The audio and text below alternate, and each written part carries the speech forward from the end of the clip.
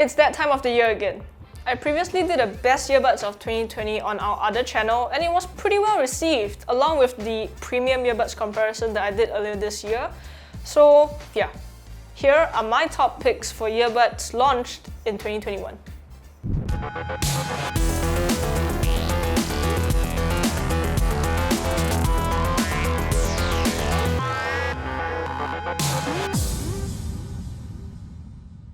So just to be a bit clearer, we are only including earbuds that went on sale in 2021 or maybe like late 2020, so like December-ish period.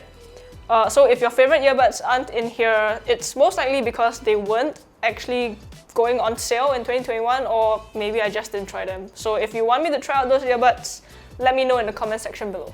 As always, audio is subjective. What sounds good to me might not sound good to you, so remember to always try out earbuds before you buy them. That being said, let's get into it.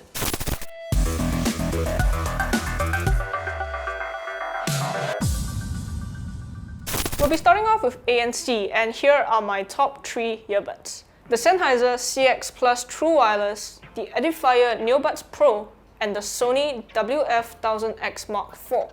So, let's start with the NeoBuds Pro. These might not be all that well known, but they're surprisingly good. The ANC is capable of almost completely eliminating car rumble, and even for higher pitched stuff like people talking, it's really effectively reduced as well. Passive noise isolation is also pretty good, so that's a plus. Moving on to the Sennheiser CX Plus True Wireless, these are actually Sennheiser's top-of-the-line CX earbuds. And they come with ANC, which wasn't present in the CX True Wireless. The ANC here is, again, surprisingly good for its $180 price tag. It's not quite as great as the ANC on the Momentum True Wireless 2, but they still do a great job at reducing lower pitch noises, although rain and the likes still can sneak in from time to time. But my winner for this year is the Sony WF-1000X Mark IV, and I'm sure that this comes as no surprise to most of you out there. It handles everything I throw at it with ease, from traffic noise, to people talking, to commutes. If I had to pick one ANC earbud I would want to bring on a long-haul flight, these would absolutely be my choice. The one downside is that the earbuds really are quite bulky, which means they could cause some wearing fatigue for people with smaller ears.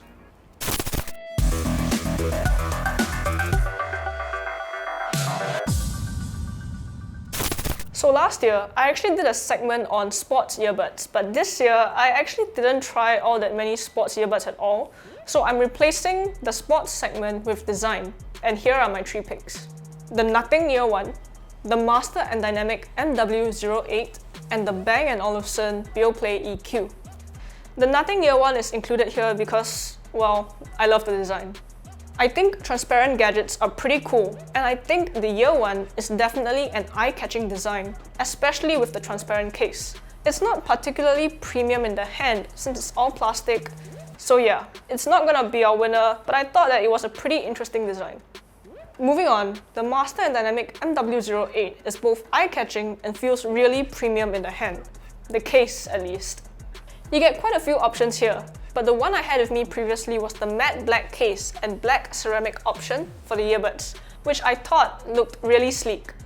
The case had plenty of heft, and the matte finish meant that there's no need to worry about fingerprints showing. That being said, the black ceramic earbuds also looked very nice, but the faceplate was glossy, and that resulted in a bunch of fingerprints from just adjusting the earbuds in the ear and such. Last but not least, we have my winner for the design segment, and that's the Bang & Olufsen Beoplay EQ. These earbuds are bloody gorgeous. Honestly, there's not much I can nitpick about with these in terms of design. The anodized case is low profile enough to slip into a jeans pocket. It's metal, but it's still incredibly lightweight, and it's matte, so there aren't any fingerprints or smudges. I have these in the new Nordic Ice colorway that's for the holidays, and inside, you get this shade of lilac that's really soft and complementary to the silver outside. The earbuds are more of the same shade of lilac, and the faceplate with touch controls is the same silver metal material, just less textured than the case. These are really, really nice, and I think the most important part is that when I think of the price, and these are really pricey, I actually don't feel let down by the design. It's incredibly premium all around, and I would definitely want to show these off when I'm out and about.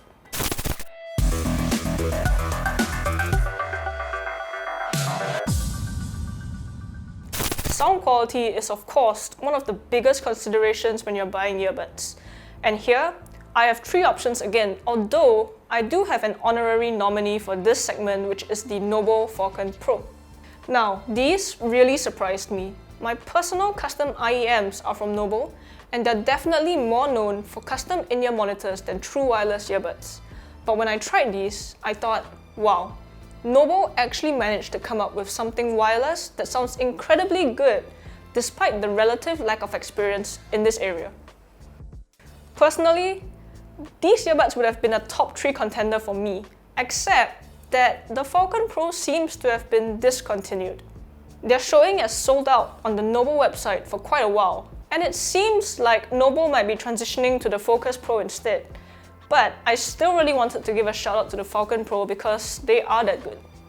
Anyway, let's move on to the 3. First up, we have the Devialet Gemini. So the Devialet Gemini don't actually quite fit the criteria of being launched in 2021. They actually went on sale, or they were being delivered to customers in November 2020. But look, they were plagued with issues when they first came out, right? Bluetooth problems, the inability to update the software and such.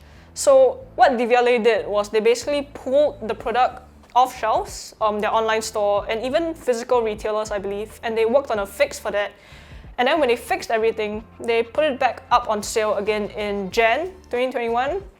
So I'm gonna give it a bit of leeway here and say that, with the fixes, the Gemini is actually almost like a completely new product from the one that was launched in 2020. While this might not be the case for everybody, the loan unit that I got was updated to the latest firmware and it was actually really good. Bass was crisp, detailed, and had plenty of texture, while the mids were actually the highlight of the mix, with a very good amount of clarity and instruments sounded very natural. The treble was perfectly fine for me, as I prefer brighter, sparkly treble, but it can definitely get a bit harsh for some. All in all, these earbuds are a good choice, if you can get a unit that works. Next, we have the Beoplay EQ, and yes, this is the second time that it's appearing in the video. But come on, how can we leave this out of the sound quality segment? It not only looks beautiful, it sounds beautiful too. They're so dynamic and detailed, I very easily noticed parts of the mix in songs that were relegated to the background with other earbuds. There's also plenty of clarity in the mids, along with more forward vocals, which I do enjoy. Treble is also very accurate, with excellent separation and layering and an above-average soundstage. But the winner for me has to be the Baseus and Wilkins PI7. These were the only earbuds I tried this year that actually gave me goosebumps when I first heard them. The bassline was rich and impactful while still maintaining control, and the mids had plenty of air and spaciousness. The treble was also excellent, with plenty of separation even in songs that had 3 or 4 string instruments never blending together. And it never crossed the line into sibilance. Male vocals can feel slightly more laid back with these, but honestly, there's so much detail and really good musicality. The first time I heard these, I sat in my room in stunned silence as I was listening to my testing playlist on them. And honestly, I would say that they're worth every penny, because these are probably the most expensive earbuds I have ever tried, at 689 Singapore dollars after Baseus and Wilkins recently announced a price increase in August this year. It does seem like their US price of $399 US hasn't increased though, so there's that.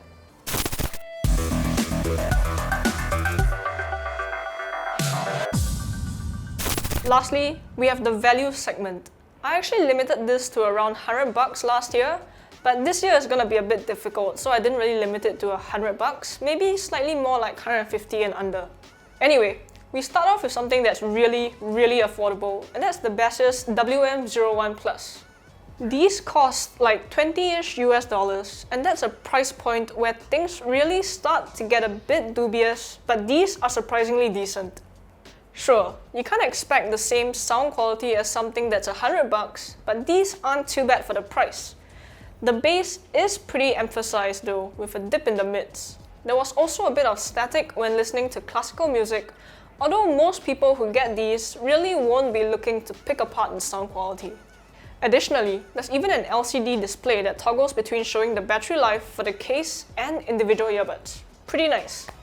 Next up is the Creative Outlier Air V3.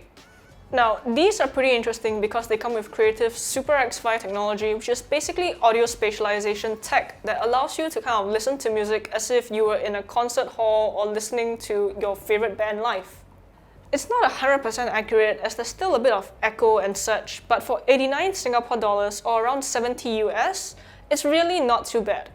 Sound quality, even with Super X5 turned off, is still pretty good, and there's Bluetooth 5.2, wireless charging, active noise reduction, and a total of 40 hours battery life.